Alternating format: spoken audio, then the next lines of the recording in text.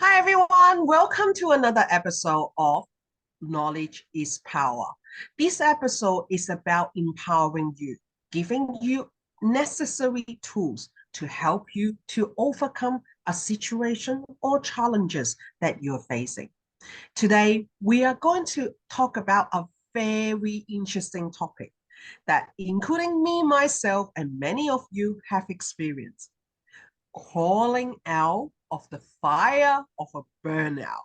OMG, burnout. How many of you have experienced it? How many of you have felt powerless around it? How many of you have felt that pressure? If I don't do it, it's the end of the world. Do you feel that?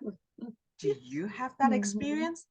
Today, I have a very special guest here. She is an expert in this area. Jasmine Balom, thank you so much for being here today. Please tell us a little bit more about who you are and what you do. Absolutely, absolutely. So I'm Jasmine Balom, also known as the Healing One, and a whole host of other names that people love to call me, nicknames that they've given me through the years. But I am the owner and CEO of I Am Healing One, and we are a wellness and now a wellness and mental health private practice. And what that means is we have a primary focus on just helping our clients to thrive, whether that be addressing their spiritual beliefs and helping them kind of map that journey out for themselves, prioritizing self care, handling traumatic experiences in life, and now also helping them to make sure that they're taking care of and prioritizing their mental health illnesses and issues because life will always life. That's one thing I love to say. And when it happens, we need to have the coping skills and the support in place to be able to be proactive in how we respond. So that's a little bit more about me. Oh, I love it. Like the last time that we chat, it was during the guest speaker interview talking about burnout. And I already resonated so much that you have talked about. That's why that we have Mhm. today's series to talk a little bit deeper about it. I would love to actually learn about how to call out from the fire of burnout. Because with the amount of work that is under me at the moment, there's like I'm working 10, 12 hours a day. So how Yeah, do I prevent myself from actually going to that state? And I would love to learn some tips and tricks from you. absolutely. So, first and foremost, we have to even admit that we're in burnout. Mm, That in itself can be challenging, right? We're taught, especially women, we have to keep it all together. We have to mm, be the wife, the mom, the girlfriend, the fiance, the mother, the daughter, the bestie, the boss, the greatest coworker that ever lived. We got to be the manager and the supervisor and the dog walker and yeah. all the things for all the people, right? Because most of us are taught that we have to be the nurturer. We have to be the mama in our group, in our community. And we're all trying to wear that hat and be that for each other. And so what ends up happening is we as self fall further and further and further and further and further down that totem pole of caring for ourselves, of nurturing ourselves, prioritizing our needs. And we shift into the hustle, the grind, the go get it attitude, thinking we have to do all these things to get what we need and want. Mm, We teach ourselves that it's okay to dismiss ourselves. mm, So, first and foremost, we have to even acknowledge, I think I might be in burnout, or I know that I'm in burnout by looking at the symptoms that we're exhibiting in our everyday life, right? It may mm, not be a physical symptom, it mm, may not be your mental health is exacerbated. It could be you running 14 hours a day and you're passing out when you go to sleep at night because you're just out of gas. mm, It could be finding that you're dealing with more arguments with your spouse because your fuse is so short and they're just stomping on that last nerve. mm, It could show up as irritability with your kids, and where you're normally happy go lucky, now you're screaming at everybody and you hate everything. mm. So first and foremost, admitting it. Yeah, this is real. Oh, And then yeah, and then deciding that you want to fix it. I mm, mean, you can admit it all day, but if you don't really want to change it, doesn't matter, right? I can tell you all the things, but we have to actively decide, yeah, I want this to be different. And then when we do that, then we got to take inventory. That's mm. the real booger. because, it's a challenge to admit that we're not functioning the way that we want and to say, yes, I'm in burnout. We can work through that part though. Most of us will face it head on and say, yeah, okay, I'm going to label that. This is the thing. I'm going to call that pink elephant in the room out. Actively making the changes is where a lot of people start to feel guilty. That's the stress and the struggle, right? Because if you're a mom and I'm telling you, you got to prioritize your self-care, but you're like, I got 5 kids and they all have sport activities and they all have things that they need to do. And I'm the personal chauffeur because my husband works out of town or, has a different schedule. Do you feel guilty because now you got to pull back and somebody can't get to a sporting event or you have to ask somebody for help, just as an example? And so a lot of women will choose to say, I can't make that change. I'm just going to have to figure it out. And they continue to stay in burnout. You see how that how that cycle can be never ending? Yeah, I hear you. I hear a lot of people in our community as well have said to us that, oh my God, like I know I have 4 kids, I have this to that to do. And me and my husband become a housemate, that we only talk about kids, we only talk about that. What is the nitty-gritty of the day? We don't have us anymore. Or should I actually divorce him and find someone else or something like that? But like to me, I'm looking at that and I say, okay, come back to the ground first, okay? This person doesn't give you that what you want doesn't mean that they're not qualified to be your partner. It doesn't mean that. But it could be something that is going on in our mind that we're not seeing the effort other people are putting in. Because especially with new moms, okay, I see a lot of mom looking after kids and they're like, no, you do not do a A, B, C, D, right? You cannot do it this, and that. And sometimes I see it, I couldn't stop myself and say, okay, if you want your partner to help you, but you're not letting him do it a certain way, is that going to encourage him to do more or discourage him to do more? So you're asking for help, but you're not letting him. So not a fault, but what is the problem there? So how would you suggest us to get out of that sort of mindset? Well, first and foremost, I was looking at my notes as you were talking because I'm like, this is amazing. You're already bringing up everything that we're going to cover today. First and foremost, you have to be willing to change the dynamic of your relationship as a person when you recognize that the way that you're handling things isn't working, right? So most of us get into partnership or marriage, whether we're married to another man or another woman or whoever, we sit into these predefined roles where they're going to do that and I'm going to do this. And then one day you wake up and realize that's not really working and we're both miserable, or I'm miserable and they're okay. But either way, we're not happy, right? Yeah. So you have to be willing to change the dynamic of your relationship. And that's a ledge that I have to talk a lot of people over because that's what they jump to. I want a divorce. I'm not happy. And it's like, do you really want a divorce or do you just want to change things? Right? So instead of this predefined role that you thought you had to exist in, let's dismantle all of this and go back to ground zero. Let's get some paper and let's list out what are your greatest traits? What are your greatest traits? What are the things you excel at? What are the things you excel at? And how can you use these 2 lists to now designate the activities that make the household run? So do we need to swap? And maybe instead of me taking all the kids to the sporting stuff, you take the kids to the sporting stuff, and then I can do this, this, and this that was on your list. Now we're both getting things done, and it's a lot easier because it's flowing with the schedule that makes sense for the household and not just one person, right? Oh, that's such a good advice. Yeah, recalibrate. Again, we brainwash ourselves into thinking, I've got this list, and this is what my family said, and this is what they said, and this is what Google said. I have to do it that way. And I'm like, no, throw all this stuff away, put that down, and let's recreate this based on what the 2 of you need as partners.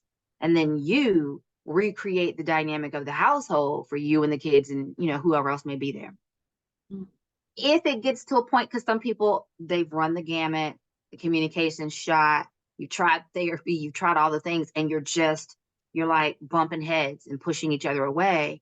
Then sometimes you do have to have that hard conversation of, hey, do we need a trial separation? Do we need a full separation? Do we need to consider divorce or alternatives, maybe non-traditional living? Maybe we move into separate parts of the house, or because I've had couples that have navigated that. They just got on each other's nerves, and what they needed was space for self-care. So instead of both people being in the same room, they moved into different rooms, shared different bathrooms, and gave each other breathing room for 6 months, right? And then you start to communicate, and it's like, I actually like you again. Let's work on this marriage thing. Right? So crawling out of that fire is about recognizing the house is on fire, but it doesn't mean that it has to be completely destroyed. I hear Right? you. I hear you. Yeah, my metaphorical house is on fire, but maybe I've called the fire department in time and they've got the water in place and they're spraying it down to save the house. Well, that's what we do during burnout. We prioritize the different things like self-care and well-being and mindset and all these things. That's the water that's helping address the fire, to put you out, to douse the house so that you can breathe, so that you can recalibrate and heal. Right? And I always hear someone said that if you create a distance, it gives them the room to come back into you. And like that's why that I kind of do like that. My partner is a Navy, so he does go away and it gives us that little bit of a space to actually meet each other. Because yes, I am. I love cuddly. I love that physical affection. I love that being able to spend time with him. And when we don't have a chance together, we kind of miss each other a little bit more. Yeah, I know that for a woman, a lot of the time that we need that validation from our partner and say that he, like, you know, he must wanting to do this with me. He cannot look at another woman or something like that. And while we're trying to juggle all the work, being a mother, looking after the kids, trying to do like pay group and stuff like that. Oh my God. How do you even cope? Like, oh, I always say that I give my hands off and my feet up for everyone that who's actually juggling all so much. I'm only juggling a cat and a dog and a partner plus a few organization I want, but that is already a lot for me. With kids involved, I really don't know how to do it. So what are some of the other tips that you can give to us? Because I love the fact that about journaling, like about what we like each other and things like that, and giving both of us that space. Like a lot of women will say that, oh, I don't need space. All I need is help. I don't want space. I just want him to do A, B, C, D, and E. And they stop looking at the other point of view. And I find that that's the problem. So I would love to hear from you, from an expert. How should we actually manage that? Number one, recalibrate your expectations is the first answer that I give when people ask me that, because we come in with this preconceived idea. They better behave and do this, this, and this, or they don't love me. And it's not only just women, it's men too, right? If they don't behave, if they don't act a certain way, they don't love me. And what that says is, in my own insecurities, this is the only way that I feel like I can get this thing that I want and need from this person. Whether that came from a childhood experience or a previous relationship issue, right? We have to take a step back and realize that's a whole nother person. They're not your dog. They're not your cat. They're not your child. They are not your employee. So you can't demand for them to behave in a certain way. It's not a bad thing to have expectations, but we also have to give people room to be human and be themselves, right? So take a step back and breathe is what I always love to have people do. And then let's recalibrate those expectations, because are the expectations coming from fear and insecurity, or have you truly identified what it means for you to feel loved and safe and cared for? And when we're in burnout, burnout is trauma. It is trauma to your nervous system. It is trauma to your internal organs. It is trauma to your brain. It's a whole trauma fest happening inside and out when we're in active burnout, right? And that changes the lens of how we view everything. It's like you could be watching Bugs Bunny hop across the screen, but through the lens of trauma, it's like, oh my God, it's the Tasmanian devil and he's trying to eat me. So we got to take a step back and we have to look at the expectations that we are carrying. Are they even capable of meeting those expectations through their effort and action, and through, are the expectations actually reasonable? Do they want to meet those expectations? Because we have a lot of people in relationships that don't really even like each other.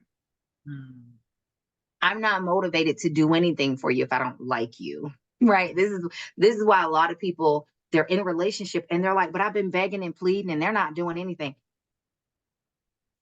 Are they in a place where they even want to give you that? We have to ask that hard question. So if we know for grant, taking for granted, if we know the answer to all of that is yes, this person genuinely loves me, they're invested in being here with me, they want to help co-create a great experience for both of us, let's take the expectations back to the drawing board and re-identify what are the basics of what I need to feel loved and safe and cared for, provided for, right? Appreciated, honored, respected, whatever your labels may be. Once you know those things and once you know those things and identify them, write a list. Because when we get in our head, everything's flying everywhere. Write it down. This is why journaling's great for that. You can even write that person a letter and try to express, what it is that you need. And then you sit down with them. You can either give it to them ahead of time to let them read through it and process, or you can just sit down and talk about it. Then you let them respond to you about those things and give you feedback on, well, honestly, Martha, that feels a little overwhelming. I don't know that I'm capable of that. But here's what I think I can do that kind of touches that. One person may say, as an example, he doesn't love me if he leaves the kitchen in a mess every single time. He cooks and he just makes this nasty little mess and I'm just sick of it. But in his head, I'm just going to give him a name, Robert. In Robert's head, he's like, but I just cooked for her. And, I knew she was at work all day and I just wanted to make her favorite meal. But all he hears is Martha screaming because the kitchen's dirty. Well, he thought he was showing love, right? So if he just feels like, well, I don't clean the dishes because I don't want to do it wrong and I don't want to break the dishes. I'm good with the pots and pans, but I don't want to break anything. Well, now let's find a compromise. Thank you, Robert, for cooking dinner for me. That was beautiful. I appreciate that. Maybe let's use paper plates and plastic forks, and then we can just trash it and not have to worry about the dishes or the cleanup. Or you know what? I know the dishwasher's been broken for 2 years and we really didn't want to spend that money. Maybe this is an expense that we'll go ahead and figure out, because then you can cook dinner and I love it. And then it's easier to clean up the kitchen and just load the dishwasher. Win-win, right? The expectation shifted and both parties are heard and still communicating in such a way that they're both getting something out of that exchange, right? Versus them just staying mad. She's mad about the kitchen. He's mad because he doesn't feel appreciated about the dinner. And now this woman is trying to turn around and go into her business and life is upside down because home is upside down, which means business is crazy. See how that pattern can circle around itself. Another example could be because a lot of women in their 40s have children and they're trying to run a business. Going back to the example with the kids in sporting events, kids may be coming home and throwing cleats everywhere and towels are hanging everywhere and nasty, gym jerseys and socks and all kind of stuff is just making the garage rank. And mom's just outdone, like, I'm not picking up anything. Well, here's an idea, Mom. Let's shift the expectation. Because do the kids even know? We take for granted they're old enough, they should know better. But have you ever had that conversation? Have you ever set that standard that this is what is expected, right? And if you haven't, go back there first. Let's have the conversation. Let's set the standard. When you come in the door, your stuff does not go everywhere. Where are the shoes supposed to go? Is there a designated laundry basket for dirty sports uniforms or activity clothes? Is there a particular place that they, need to put stuff out of the way, like tools and bats and gear?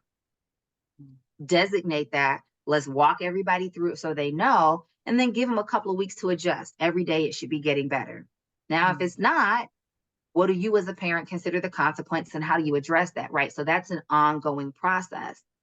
But you have to even be willing to address the problem instead of just staying stuck in the frustration, mad and angry. And the reason I'm saying that, Martha, is because a lot of people become addicted to that, right? We're frustrated, we're angry, we're hurt, we're feeling all of these things, but we become addicted to that feeling and that emotion. And it validates something in us. So we keep going back to it.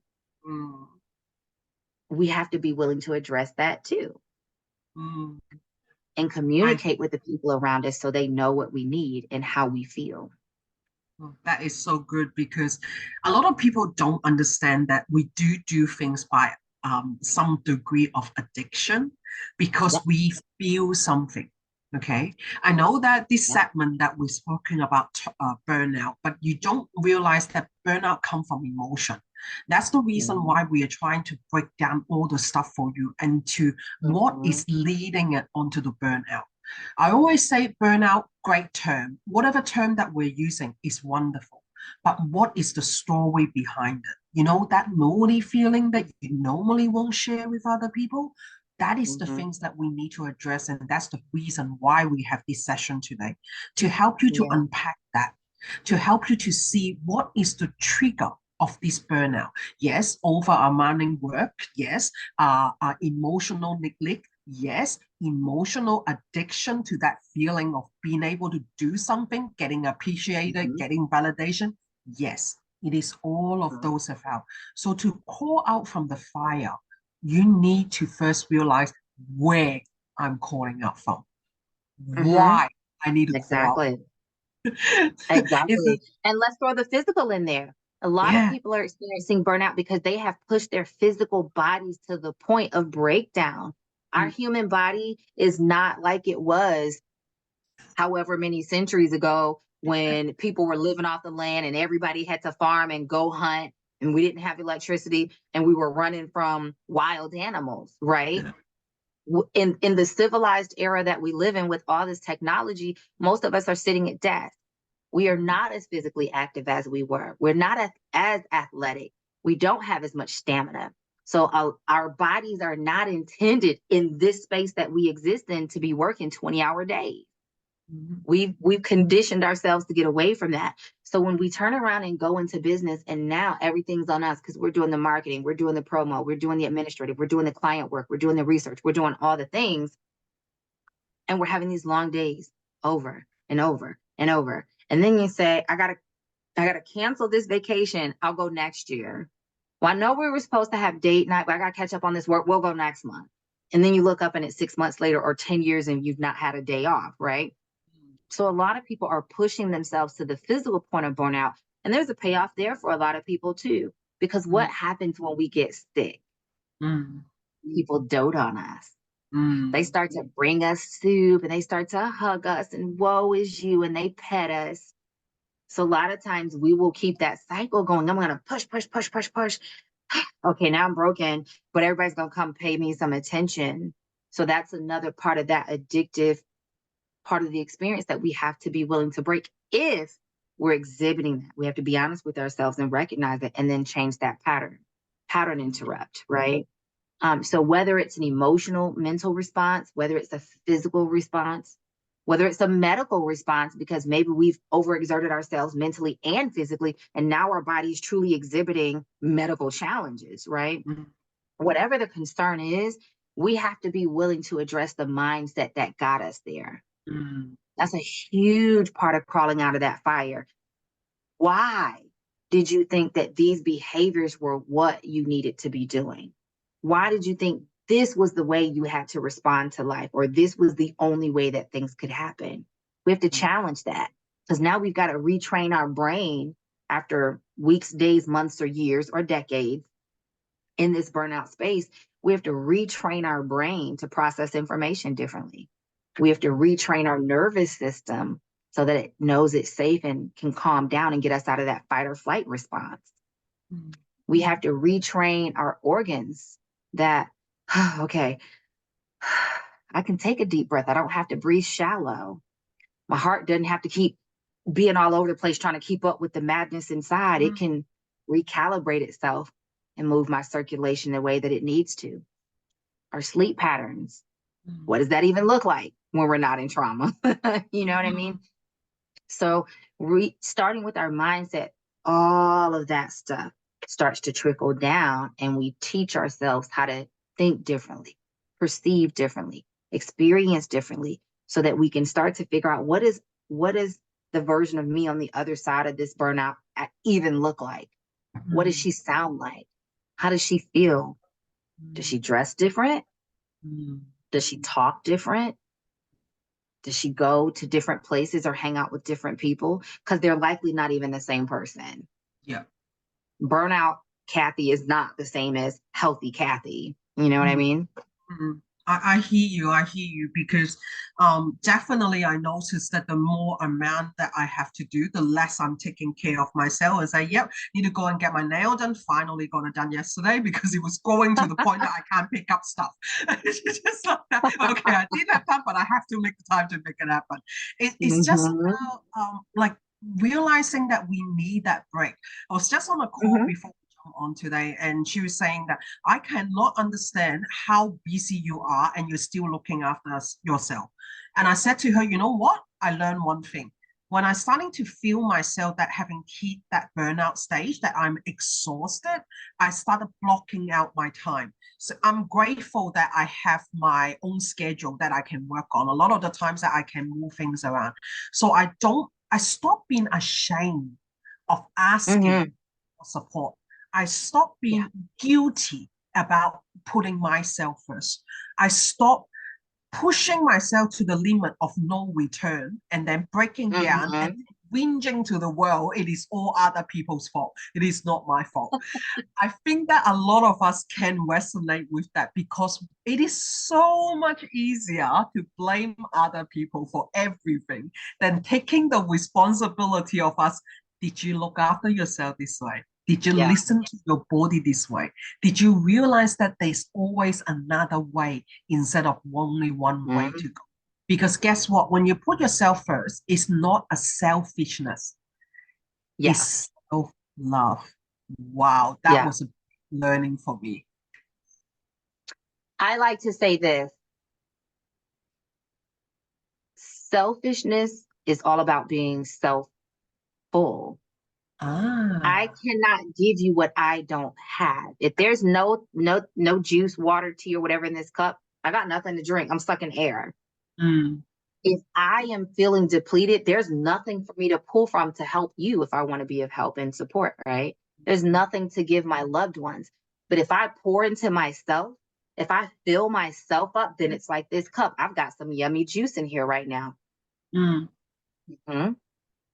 Right? It's enjoyable. It tastes good. My tongue's like, ooh, give me some more. It's the same thing. If we pour into ourselves with self-care and selfishness and we prioritize us being okay, now I'm full and I can pour from my overflow because the more I keep pouring into myself, it's going to spill over.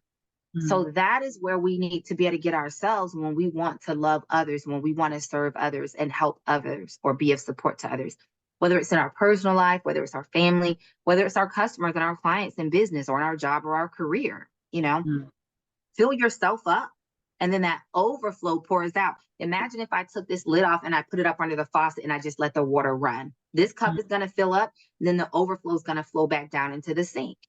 You as the person or a vessel, you got to fill your own vessel up in order to have anything to give someone else something good. Because if not, you keep operating from a place of depletion, you're sucking air, and that burnout keeps getting worse and worse and worse, which leads me to the next point, which is we covered some basic self-care the other day, but that's huge when it comes to crawling out of that fire, regenerating your life, healing yourself from burnout. You got to prioritize self-care, and it has to be radical. It has to be unapologetic, because again, using the mom with the kids and the sporting as an example, are you going to allow guilt to keep you in pain? That is or are you going to recognize me taking care of me and being healthy, happy, and whole helps me to be a better mom, helps me to be a better wife or a better girlfriend or a better partner, a better spouse, helps me to be a better employee or a better boss or team member or best friend or daughter or sister or whoever. The greater that I am, the greater I have to give to the people that I love and honor or that I want to support, right? And so self-care can be anything from changing your dietary habits. We used to have a saying, because I used to be a trainer years ago, and we used to have a saying, and I don't hear people say it as much, but it's still out there. Dieting is basically choosing to die eating. Because most people look at dieting as, I got to restrict this, I got to cut this out, I got to do this. And it's this very narrow viewpoint of, sacrificing everything to get to this goal weight, right? But nutrition doesn't have to be about sacrificing. You get to change your dietary habits and find foods that your body enjoys, that your taste buds enjoy, and that also help you create health and vitality. You like fish, you like chicken, maybe instead of frying it on the stove, you put it in the air fryer with a different, healthier fat, right? You like, different tastes, maybe start going, to the local farmers markets and experimenting with new fruits and veggies that you see. Wherever you are in the world, some of the major hub spots in major cities have huge farmers markets. And I know the one here and the one in Georgia, where I used to be a lot of times, they had international sections where they had food brought in from all over the world. Give your taste buds a party. I love food. I'm like it's my love language, right? Yeah, I love it. But every day I'm like, ooh, what can I go get now? What can I experiment with in the kitchen? Try different spices, but nourish your body so that it can rejuvenate and regenerate itself. Maybe you need to move the furniture around in your bedroom because you're too close to the window and all that light is coming in and it's disturbing your sleep. So maybe you need to back your bed up against that window so it's blocking some of that light, or get some blackout curtains or heavier blinds. Maybe you need to take the TV out of your bedroom so the bedroom just becomes your zen space, your quiet space. Maybe you read a book to let your mind start resting instead of watching crazy stories on TV before you go to sleep. Creating a bedtime routine can be really good for that. Like creating a set time, and that can be challenging depending on what you're doing, but creating a set time to start winding down and going to bed. Or even if your timing has to be a little different depending on life, creating a routine. That way, no matter where you are and no matter what time, you're doing the same things consistently, which starts to train your brain and your body. Oh, okay, it's time to start slowing down so we can get some rest. Because rest is vital to self-care and well-being and healing burnout. Another thing that we have to be willing to do is changing our responsibilities. That one can be a real scary one, because if you built your business doing this and you know that this is what people expect, that fear starts to come up, right? Well, if I change my services, are they going to get mad at me? Are they going to leave? Are they going to go somewhere else? Am I going to lose money? If you've got a 9-to-5 job, well, if I tell them I need to, move some things around, are they going to fire me? Am I going to be jobless? Am I going to lose my home? Am I going to lose my medical insurance? Oh my God, what's going to happen, right? We panic. So to navigate that, what I always ask people to do is get your journal, piece of paper, whatever, even get a sounding board, talk to somebody. If you've got a job, look at what are the core responsibilities of that job. If you ask them to change your days of the week or your schedule time, could that be effective? If you ask them if you could work with them to redesign your job description so that you could be more efficient, could that help? If you are overworked and you're doing way more stuff that's in your job description, can you renegotiate that either for a better salary so that you can afford to get more self-care with people to help you do things like do your laundry, clean your house, buy your food, right? Or can you negotiate to have some of that stuff taken off your plate? Maybe they need to hire some more help. If you're in your own business, can you recalibrate your services? Can you change what you're offering or the way that you're delivering it? Can you change who you're helping? Sometimes that's a big one. You just might not like the current audience that you have. And so that brings this trepidation and makes what you do even harder, right? Do you need to change your pricing to compensate yourself better? So again, maybe you can outsource some things and have other people help take some of this stuff off your plate. It looks different for each of us, but those are questions that we have to be able to ask ourselves. Because if we don't, we're going to keep getting the same result, which leads to us staying in burnout, which exacerbates everything that we got going on, and you're still miserable. I hear you. I think a lot of us in a burnout state are not admitting that we're in a burnout. So that first thing that you said about acknowledgement is a big thing. We could be blaming it on our partner, we could be bringing it on a job, we could be bringing it on our boss, everything else that we blame instead of looking at ourselves. Okay, we gave them that power. Do you realize that? Absolutely. Do you realize that we actually have a choice? And because people love to say, I have no choice, but every single step that you're making, every single second of the day is your choice. No one else can force you to do it. We choose to give into something. And I was just talking to one of my clients before, and then she was saying that, oh, like, how do you get that power back? And I'm like, I think what I'm doing now compared to what I did a few years ago, that when I went into a complete burnout and I was even scared to actually have clients, I was even scared of it because I was just working way too much. And looking at what I'm doing now that I have learned, I actually have the power to control what I have. I'm pretty much still working the same hours when I was at my peak, like 12 bookings in a day. But the difference is I realize that I choose to let that happen. I can block out periods whenever I need a break. I can do all of these things, just little things for myself. Simple as, okay, I used to hate to walk the dog. Now I see it as a joy. Even he go and take a pee break, I go and take some fresh air. And it could be as simple as a 2-minute walk. Like people my partner keep asking me, oh, he's back so quick. I say, yeah, he did his job. So, and then I come back and actually sit on it. And it's great just for that 2 minutes. And I know that a lot of us that who are in this mindset thinking that I don't even have 2 minutes. Okay, do you need a pee? If you need a pee, that is your 2 minutes in there. That's what you need your brain to adjust to, that that is my self-care time, self-love time. Because I do hear people like recently in our group that someone said, I'm working 7 days a week, how do I avoid burnout? So if that question has been presented to you, Jasmine, how would you respond to that? So that's going to depend. Do they work for themselves? Do they have a job? So I will take it from the lens of they work for themselves, just to give a concrete example. Most of us got into working for ourselves, into our own business, because we wanted something from the experience. Whether that was making more money than we made in our career or on our job, whether that was time freedom or flexibility, or we just had this great thing that we thought we'd be amazing at and we wanted to give it to other people. You have to go back to what that intrinsic motivation was. What is the thing that spurred you into this process? And then use that to recalibrate everything else.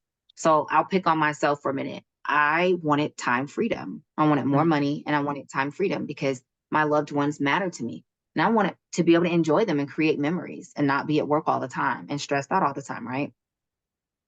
And I was there a couple of years ago. I found myself working all the time, wasn't going on vacations. When I was on vacations, I was still on my phone, trying to respond to things. And what I decided was I am willing to give all of this up if it means that I have to find my happiness a different way. Because my happiness to me is more important than any client, than any customer, than anything else in this world. I have to be okay with me, right?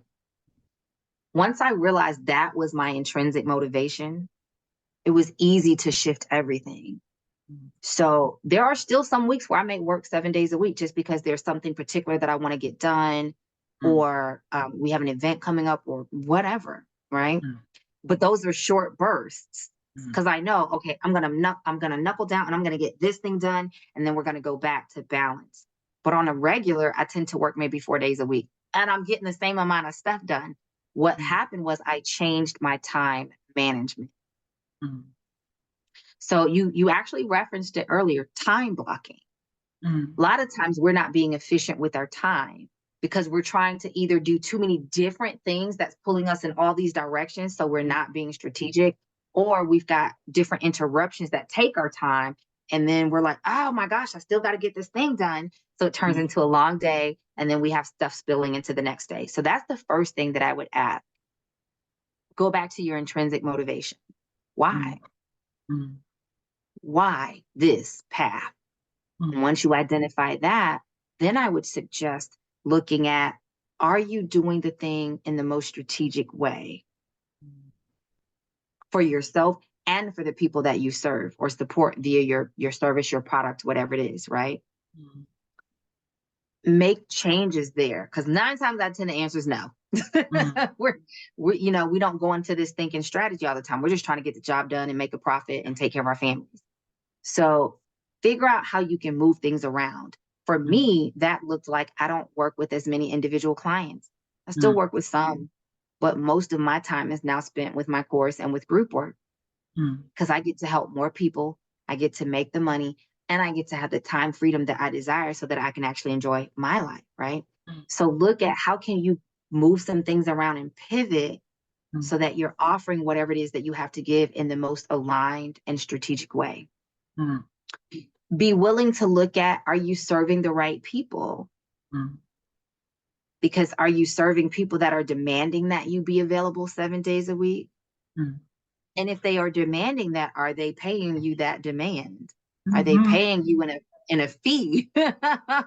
Right? If you want me available on my off days, you're paying VIP prices, because this is my personal time. It's not business time. Yes. You know what I'm saying? So are they paying you in such a way that it makes sense for you financially? So that if you're doing business, now you've got the cash flow to do other things. Somebody else is buying the groceries for me. Somebody else is cleaning the house for me. Somebody else is walking the dog and prepping the food, right? So that you still have time outside of those business needs to enjoy personal time. If you're looking at those answers and you're recognizing they're not lining up the way that you wanted them to or thought they would, here's where you got to make drastic change. Can you change your administrative processes? Can you change your hours of operation? If it's your business, you're in charge. You make it available when you make it available, right? Can you switch around your back end and maybe automate some things? Because if everything's reliant upon you, you're expending a lot of energy all the time. So can you automate things? I know people right now in 2024 that still like to hand schedule everything. It would drive me insane. But it works for them, right? I know for me, I don't want to be bothered with that. So we're automated. You click this link, you go to the calendar, you pick a spot, right? All of our payments are automated, but there are people that still like to process everything by hand. So looking at your back end and your administrative processes can be another way to help you reclaim some of your time and start to address that burnout. And I know people love to say outsource, and it is great when we can outsource, but also be mindful not to do that before you financially can sustain it, because all you're going to do is put yourself back in that cycle of turmoil, trauma, and burnout, right? But can you barter with someone? Right? A lot of people still barter in business. Maybe they have something you need and you have something that they need. Can you take things off of your deliverables for clients and say, we're going to phase this offering out or phase this product out? And sometimes you got to knock it all over and start over again. This is why you'll see people say, I've come to a place of understanding I need to close this business. Because they realize, though it may be a great idea and it may be a cash cow and a moneymaker, if they're miserable, does it make sense? If you're not making enough money, does it make sense? So being willing to ask yourself those hard questions can lead you to the answers that can help you move enough things around on your chessboard that you should be able to come out of that 7 days a week rat race. Because our bodies are not made to sustain that. You know, we're just not. And so keeping ourselves in that cycle will just keep you in burnout. No matter how many other things you change, if you're physically exerting your body through 7 days of demand every single week nonstop, your mind, your body, something's gonna suffer. I hear you.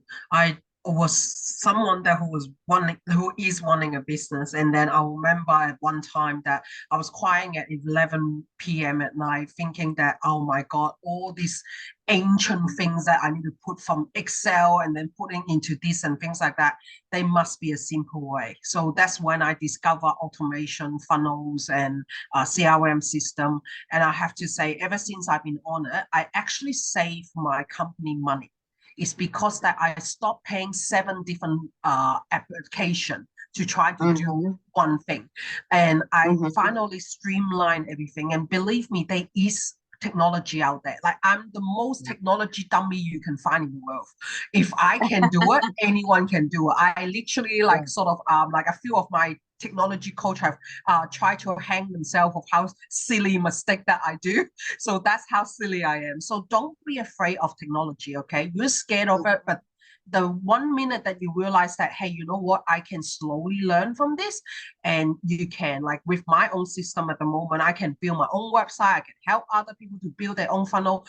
Who is this Martha? I do not know her before. Like, you know, she's the one that used to try at 11 p.m. trying to do things the ancient way. So it's Mm-hmm. about learning. And that's why I love this title of talking about knowledge is power. What we are Yeah. giving you today are some of the insight in only a small amount, but I believe that they are truly valuable to start to open your mind to see what possibility there is to go and help Mm-hmm. yourself. We cannot shovel something into your throat and tell you that take it, this is good for you, without you Yeah. willing to accept, hey, it is time to look after me. And I always say, isn't it time to stop this BS, the belief system, or is it time to start looking after us? So that's my key Yeah. point there. So I would love to know more about what your group program is and how people can reach you. Please tell us more.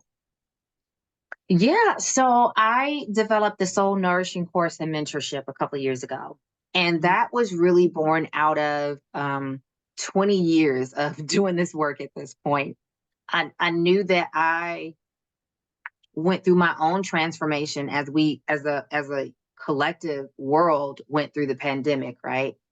And Mm, coming out on the other side of that, I realized that my needs were different, my energy was different, my capacity was different. And so I said, I want to work with people and really show them what I do so that they can learn how to do it for themselves. mm, Not everybody wants to have to keep working with you, right? Some people want the safety and support to be with you as a practitioner, and other people are like, let me learn this. I could do this for me and my kids and my husband and my wife and whoever, right? mm, So we designed this program and it's 5 healing modalities. It's hypnotherapy, timeline healing, Akashic records, EFT tapping, and energy and womb healing. And there are 2 different ways to go through it. Again, we have those people that want to learn these skills because they have a business or they want to start a business around this and become a wellness practitioner and help other people. So mm, we've got practical requirements and certification hours needed. But at the end, after you complete all those things, we'll certify you and then you're able to offer this to other people.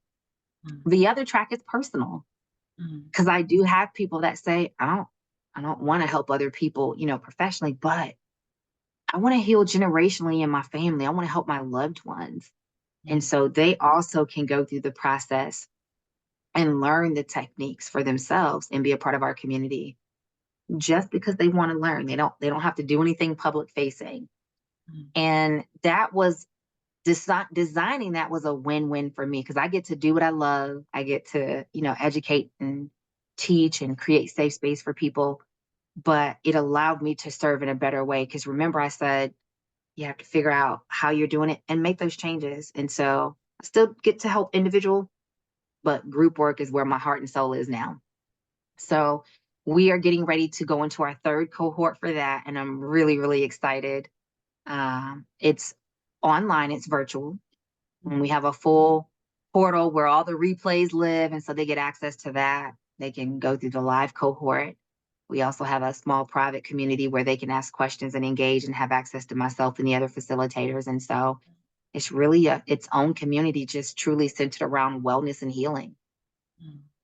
That is amazing. So I'm going to put the contact detail and the booking detail in the show note at below. So any of you who want to discover these 5 ways that you can help yourself to get better, or you're looking into becoming a trainer in this area to help people with burnout, I strongly recommend Jasmine here for you to go in and study with her, because she is one of my highlights. I have to say, meeting her has been so good. Just a few minutes Mhm. talking to her, I know this is the kind of expert I want, because I know she's know what she's talking about. And it's so Yeah, true. A lot of us out there that try to build a name for ourselves, it does take time to mature in what you're doing. yeah, And with 20 years experience, that is the difference. And it is the yeah, reason that why I'm so grateful for Jasmine here today, giving me yeah, her time and sharing with us her knowledge once again.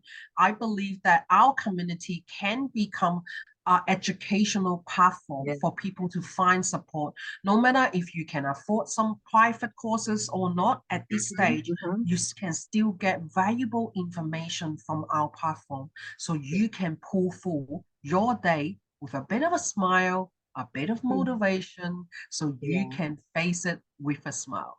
So, Jasmine, thank you once again for coming on today. I'm so grateful yeah. for your. Thank you so much for having me. I mean, as you can see, I'm quite passionate about this, so I appreciate the opportunity just to share and encourage someone. Thank you so much. So, thank you, listeners and audience, once again for joining me on Knowledge is Power Thursday. I look forward to see you again at the next episode.